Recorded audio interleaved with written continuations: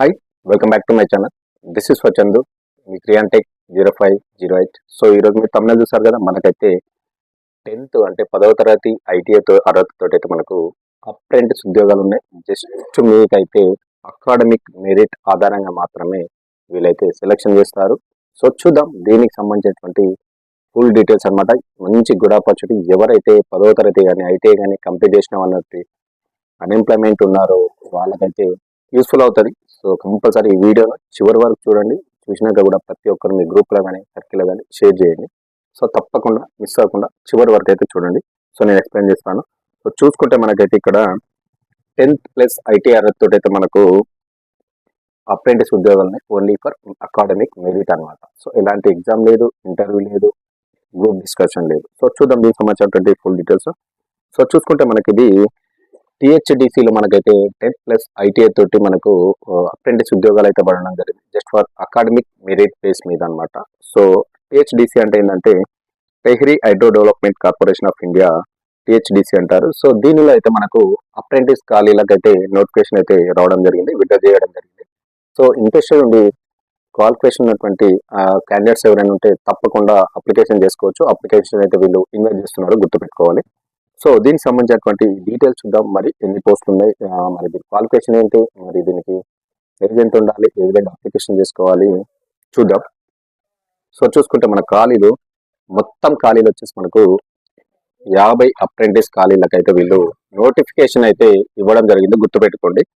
దీనిలో చూసుకుంటే మనకు ట్రేడ్ అప్రెంటిస్ అంటే తెలుసు కదా మీకు, ఐటీఐ చేసిన వాళ్ళకి ట్రేడ్ అప్రెంటిస్ ఖాళీలు ఉన్నాయి. సో ఇందులో చూసుకుంటే computer operator and programming assistant 8 ఉద్యోగాలు అయితే ఉండడం జరిగింది, గుర్తుపెట్టుకోండి.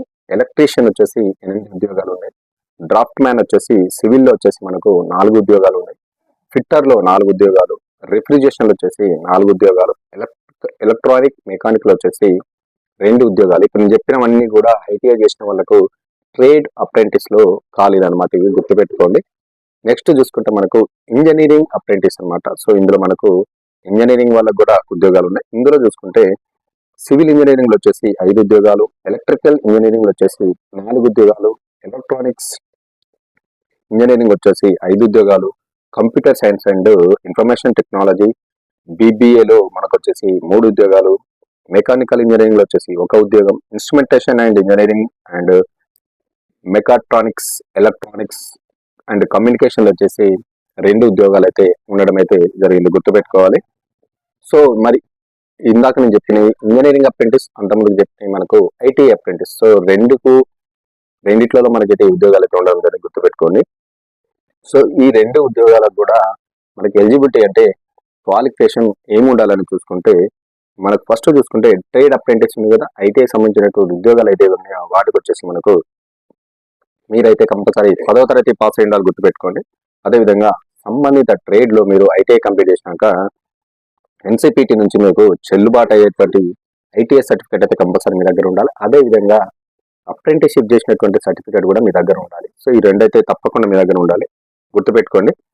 అదేవిధంగా మనకు ఇక్కడ అన్రిజర్వ్డ్ అండ్ ఓబీసీ ఈడబ్ల్యూఎస్ అభ్యర్థులకు కనీసం 50% మార్కులు అయితే సాధించి ఉండాలి, గుర్తుపెట్టుకోవాలి. ఇక్కడ 55% మార్క్స్ తోటి అయితే మీరు పాస్ అయి ఉండాలి, అదొకటి గుర్తుపెట్టుకోవాలి.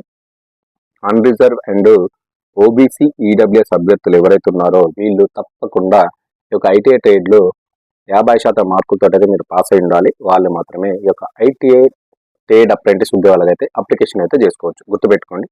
నెక్స్ట్ చూసుకుంటే మనకు ఇంజనీరింగ్ అప్రెంటిస్ ఉంది కదా, ఇందులో వచ్చేసి మనకు గుర్తింపు పొందినటువంటి విశ్వవిద్యాలయం లేదా సంస్థ నుంచి సంబంధిత బ్రాంచ్ విభాగంలో BTech, BE, BBA, engineering diploma పూర్తి చేసి ఉండాలి, గుర్తుపెట్టుకోండి. మీకైతే సంబంధిత విభాగంలో బీటెక్ లేదా బీఈ లేదా బీబీఏ లేదా ఇంజనీరింగ్ డిప్లొమా సంబంధించినటువంటి పాస్ అయి ఉండాలి. అదేవిధంగా అన్రిజర్వ్డ్ ఓబీసీ ఈడబ్ల్యూఎస్ అభ్యర్థులకు కంపల్సరీగా 50% మార్కులతో అయితే మీరు పాస్ అయి ఉండాలి.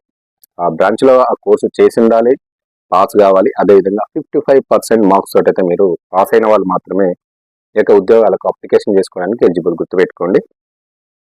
మరి వయో పరిమితి, ఏజ్ విషయానికి వస్తే ఈ యొక్క జాబ్స్కి అప్లికేషన్ చేయాలంటే మనకి ఏజ్ ఎంత ఉండాలంటే 18 నుంచి 30 సంవత్సరాల మధ్యలో అయితే ఉండాలి, గుర్తుపెట్టుకోండి.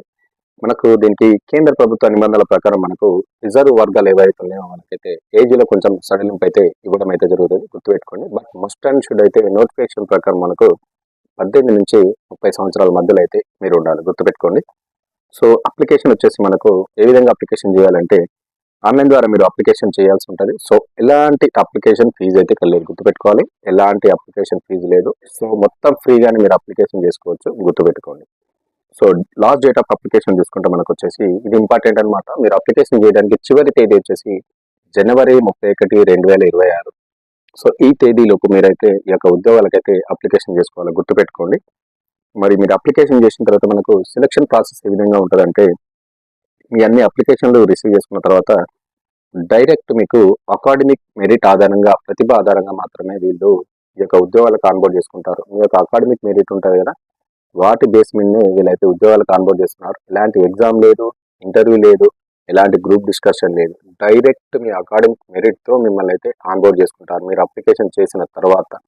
So good opportunity. ఎవరైతే నేను చెప్పినటువంటి ఐటీఐ ట్రేడ్లో ఉన్నటువంటి ఉద్యోగాలకు కానీ, ఇంజనీరింగ్ ట్రేడ్లో ఉన్నటువంటి ఉద్యోగాలకు కానీ ఎలిజిబిలిటీ ఉన్న వాళ్ళు తప్పకుండా అప్లికేషన్ చేయండి. ఉద్యోగం వచ్చేటువంటి ఛాన్సెస్ ఉంటుంది. ఎగ్జామ్ లేదు కాబట్టి ఓన్లీ అకాడమిక్ మెరిట్ బేస్ మీదనే ఉద్యోగాలు ఇస్తున్నారు, గుర్తుపెట్టుకోండి. సో దీనికి సంబంధించినటువంటి ఫుల్ డీటెయిల్స్ కోసం మీకైతే నేను అఫీషియల్ వెబ్సైట్ లింక్ డిస్క్రిప్షన్లో కూడా ఇస్తాను. సో ఇక్కడ కూడా నేను చెప్తున్నాను, www.phdc.co.in ఒక వెబ్సైట్లోకి వెళ్ళి అప్లికేషన్ అయితే ఫిల్ చేయండి.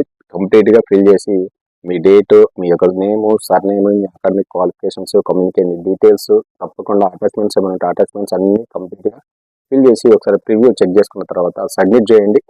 తప్పకుండా జస్ట్ ఫర్ మీ అకాడమిక్ మెరిట్ చెక్ చేసి మీకైతే ఉద్యోగాలు వచ్చేటువంటి ఛాన్సెస్ ఉంది కాబట్టి మిస్ అవ్వకుండా ప్రతి ఒక్కరైతే అప్లికేషన్ చేయండి.